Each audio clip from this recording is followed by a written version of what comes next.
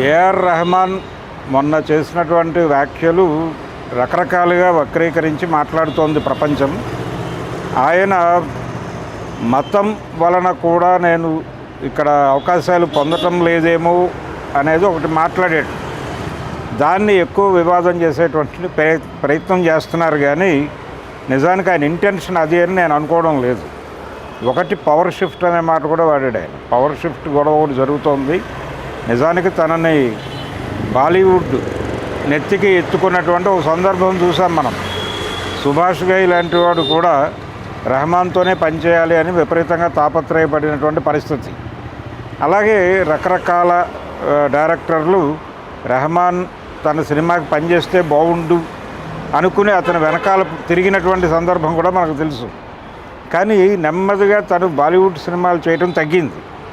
ఈ తగ్గటానికి కారణం ఏమిటి అన్నప్పుడు ఆయన చెప్పిన మాట ఏంటంటే, ఒకటి పవర్ షిఫ్ట్ అనే మాట వాడాడు, రెండు మతం అని వాడాడు. ఆ రెండిట్లోనూ ఒకదాన్ని ఎలా అర్థం చేసుకోవాలంటే, ఈ మధ్యకాలంలో అంటే మనకు పర్టికులర్గా బాహుబలి తర్వాత బాలీవుడ్ మేడ్ సినిమాలు విజయం సాధించడం కన్నా కూడా south India cinema Hindi market మీద ఒక అజమాయిషీ సాధించినట్టుగా ప్రొజెక్ట్ అయింది.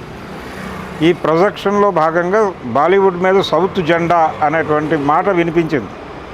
దాంతో బాలీవుడ్లో దీని మీద రకరకాల నిరసన ధ్వనులు కూడా విన్నాం మనం. వాళ్ళు చాలా ఓపెన్గానే సౌత్ ఇండియన్ వాళ్ళని కొంచెం అవాయిడ్ చేసి ముందుకెళ్దామా అన్న ఆలోచనలతో కూడా నడిచారు. ఈ నడిచిన క్రమం అంటే సౌత్ ఇండియన్ టెక్నీషియన్స్ ద్వారా విజయాలు వస్తున్నాయి మనకి అనేటువంటి మాట కూడా వద్దు. బాలీవుడ్కి ఒక చరిత్ర ఉంది, దానికి ఒక లెగసీ ఉంది. ఒక మన్మోహన్ దేశాయ్ ఉన్నాడు, ఒక ఆర్డి బర్మన్ ఉన్నాడు, ఇక్కడ ఎస్డి బర్మన్ ఉన్నాడు. ఆ లెగసీని మనం తిరిగి ప్రతిష్ఠించుకోవాలి అనే ప్రయత్నం వాళ్ళు కాన్షియస్గా మొదలుపెట్టినట్టుగా అనిపించింది. బహుశా రెహమాన్ తనని హిందీ సినిమా అప్రోచ్ కాకపోవడం, ఆ ధోరణి పెరగటం వలనేమో అనే ఒక డౌట్ ఏదో ఉంది ఆయనకి. ఆ డౌట్ ఉండటం వలన ఆ మాట అని ఉంటాడు. రెండోది, సౌత్ ఇండియా నుంచి వెళ్తున్నటువంటి సినిమాల్లో ఒక ధోరణి ప్రత్యేకంగా కనిపిస్తూ వచ్చింది. అనుపమ్ ఖేర్ అన్నాడు ఆ మధ్య, సౌత్ ఇండియా నుంచి వస్తున్నటువంటి సినిమాలలో కథలు ఉంటున్నాయి, బాలీవుడ్లో తయారవుతున్న సినిమాలలో ఏమీ ఉండటం లేదు అని. ఆయన కథలు అని చెప్పిన మాట ఏంటంటే, ఇటు నుంచి వెళ్తున్నటువంటి సినిమాల్లో కొంత హిందుత్వ ప్రమోషనల్ యాక్టివిటీ ఉంటూ వచ్చింది. దీన్ని కమర్షియల్గా వీళ్ళు ఒక కమర్షియల్ ఎలిమెంట్గా భావించారు. అంటే వసూళ్లు సాధించి పెట్టేటువంటి అంశంగా భావించి తమ సినిమాల్లో హిందుత్వాన్ని వాంటెడ్గానే ప్రమోట్ చేసే ప్రయత్నం చేశారు. ఎప్పుడైతే ఈ ప్రయత్నం జరుగుతుందో, ఈవెన్ ఇక్కడి నుంచి వచ్చినటువంటి ఆ మధ్యకాలంలో బాలీవుడ్లో మంచి వసూళ్లు సాధించినటువంటి కాశ్మీర్ ఫైల్స్ సినిమా కూడా ఇక్కడి నుంచి ఉత్పత్తి అక్కడికి వెళ్ళిన సినిమానే. ఆ సినిమాలు చాలా కాన్షియస్గా వాళ్ళు ఇస్లాం వ్యతిరేక ధోరణి ప్రదర్శించారు. హిందుత్వ ప్రమోషనల్ సినిమాల్లో ఇస్లాం వ్యతిరేక ధోరణులు, ఇస్లాం విలనీగా చూపించడం అనేది కాన్షియస్గా జరుగుతూ వస్తుంది. ఈ జరుగుతూ వస్తున్నటువంటి సినిమాలకి సంబంధించిన టెక్నీషియన్ సెలక్షన్లో కూడా వాళ్ళకున్నటువంటి మూఢత్వం రీత్యా ఈయన్ని తీసుకుంటే ప్రమాదము అనుకుని కూడా ఆయన జోలికి వెళ్ళకపోయి ఉండొచ్చు. అందుకని దాన్ని కూడా మిక్స్ చేశాడు ఆయన ఉద్దేశంలో తన మతాన్ని చూసి తనకు అవకాశాలు ఇవ్వటం లేదు అనే ఆవేదన కాదు. అంటే ఇదొక పెడధోరణిగా ఉంది. ఈ పెడధోరణి అనేది అంటే వీళ్ళకి హిందూ మతం మీద ఏదో కాన్షియస్నెస్ ఉండి కాదు. ఇప్పుడు ఉదాహరణకు ట్రిబుల్ ఆర్ అనే సినిమా ఉంది. ట్రిబుల్ ఆర్ అనే సినిమా కనిపించకుండా హిందుత్వాన్ని ప్రమోట్ చేశాడు. ఆ ఇద్దరూ రామాంజనేయులుగా మారటం వెనకాల ప్రోగ్రాం అదే.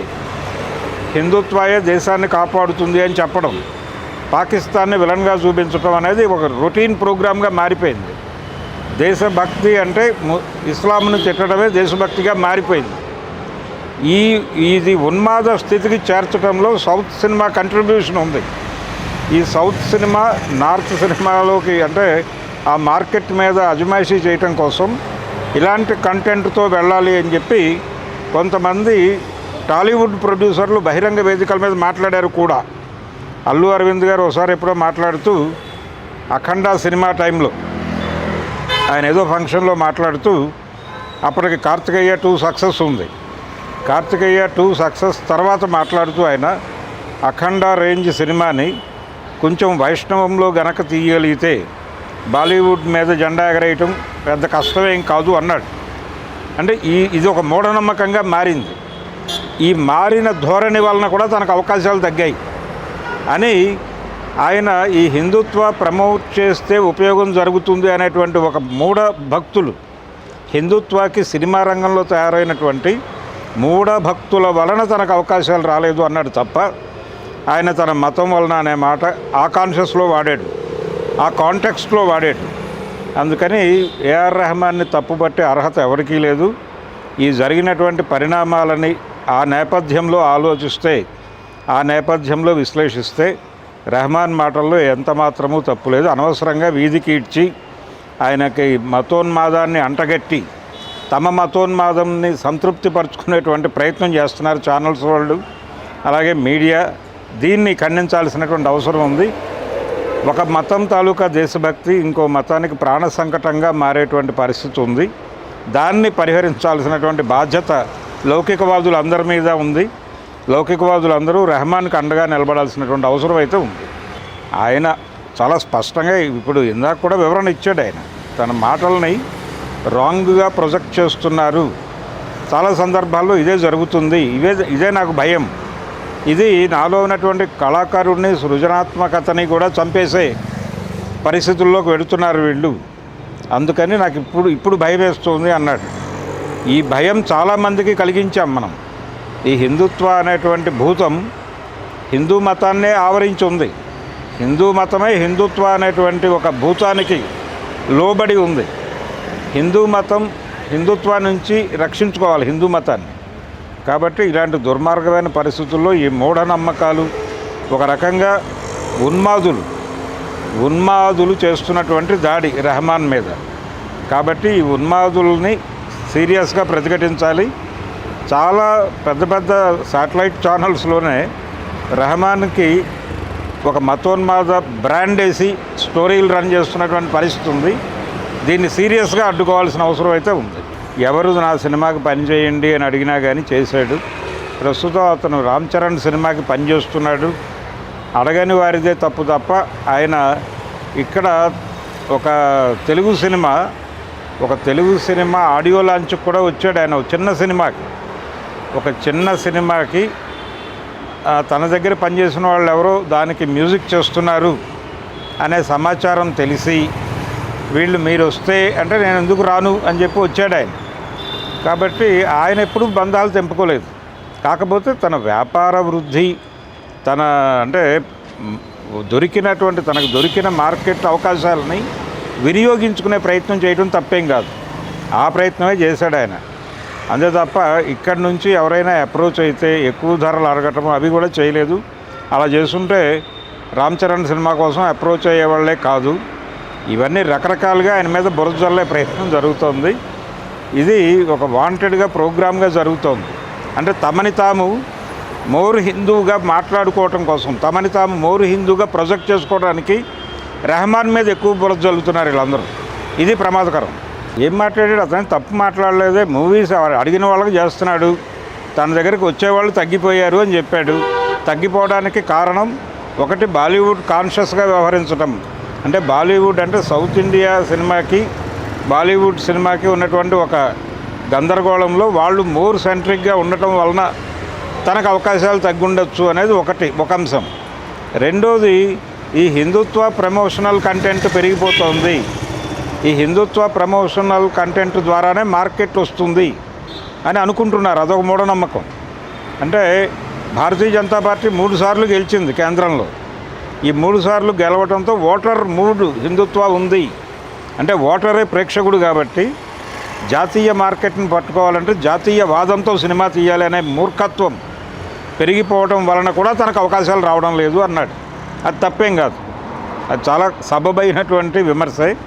దాన్ని స్వీకరించే దమ్ము లేక వీళ్ళు ఇష్టం వచ్చినట్టు మాట్లాడుతున్నారు. పాన్ ఇండియా సినిమా అనేది చూస్తున్నాం, కానీ పాన్ ఇండియా అంటే ప్రజెన్స్ అక్రాస్ ది నేషన్. ఈ ప్రజెన్స్ అక్రాస్ ది నేషన్ అనేటువంటి ఒక మార్కెట్లోకి తెలుగు సినిమా ఎంటర్ అయింది. తెలుగు సినిమా ప్రాపర్గా సినిమా తీసినంతకాలం వాళ్ళు ఆదరించారు. వీళ్ళు ఇష్టం వచ్చిన కంటెంట్ అక్కడికి పంపు చేస్తే వాళ్ళు చూడటం లేదు. రాజాసాబ్ని చూడలేదు, మన అఖండ తాండవాన్ని చూడలేదు. కాబట్టి ఇప్పుడు నిజానికి వీళ్ళు అక్కడ జెండా పాతుతుండగా మనమే రాసుకున్నాం. ఏం రాసాం? హిందీ మార్కెట్ బాలీవుడ్ సినిమా మీద సౌత్ ఇండియన్ సినిమా జెండా అని రాసుకున్నాం మనమే. కాబట్టి వాళ్ళు కూడా సెంట్రిక్గా తయారవుతారుగా.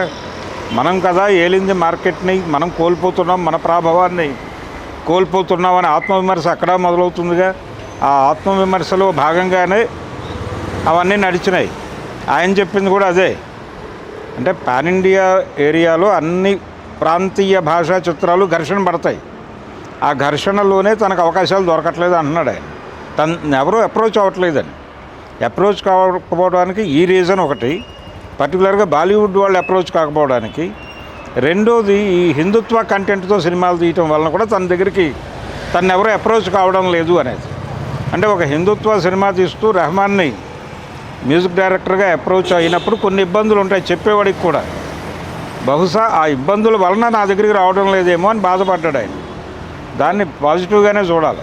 అప్రోచ్ అయిన వాళ్ళకి ఇస్తూనే ఉన్నాడు ఆయన. అదే కదా, అది హిందుత్వ కంటెంటే అయినప్పటికీ ఆయన పరిధిలో ఆయన చేశాడు, అప్రోచ్ అయ్యారు కాబట్టి. కానీ అప్రోచ్ కాకపోవడానికి ఇది కూడా రీజన్ అయి ఉండొచ్చు అని అనుకున్నాడు ఆయన. తప్పేం కాదు అది, ఆ విమర్శలో తప్పేమీ లేదు. అప్రోచ్ అయిన వాళ్ళకి ఆయన మంచి మ్యూజిక్కే ఇస్తున్నాడు. అది చావా సినిమా కూడా ప్రూవ్ చేసింది.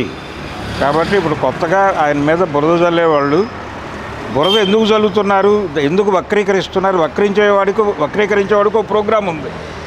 తన్ని తాను మోరు హిందుత్వగా ప్రొజెక్ట్ చేసుకోవడానికి ఈ ఛానళ్ళ వాళ్ళందరూ పడుతున్న తాపత్రయం, అంతకుమించి ఏం లేదు.